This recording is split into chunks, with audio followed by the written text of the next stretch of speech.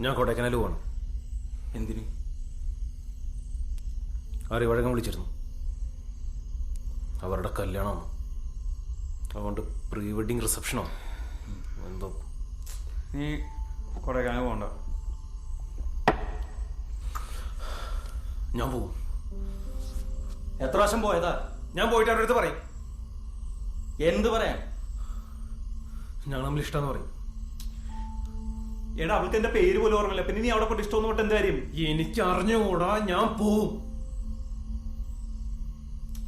എടാ, എനിക്ക് തോന്നിയിട്ടുണ്ട് നിങ്ങളും ഇഷ്ടമാണെന്ന്. പക്ഷെ അവരുടെ മുമ്പിൽ നീ വേറെ സ്റ്റുഡന്റാ, അവള് ടീച്ചറും.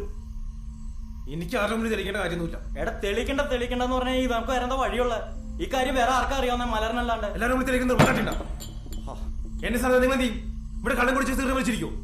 എടാ ചോർത്ത്, നീ പ്രാക്ടിക്കലായിട്ട് ചിന്തിക്കുക. പ്രാക്ടിക്കലും പറയാൻ ഭയങ്കര എളുപ്പമാണ്.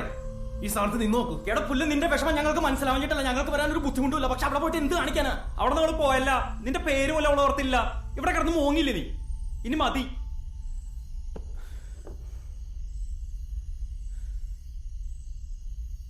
മലരെ നിന്നെ കാണാതിരുന്നാൽ മിഴിവേകിയ നിറമെല്ലാം മായുന്ന പോലെ, അലിവോടെന്നരികത്തിന്നണയാതിരുന്നാൽ അഴകേകിയ കനവെല്ലാം അകലുന്ന പോലെ ഞാൻ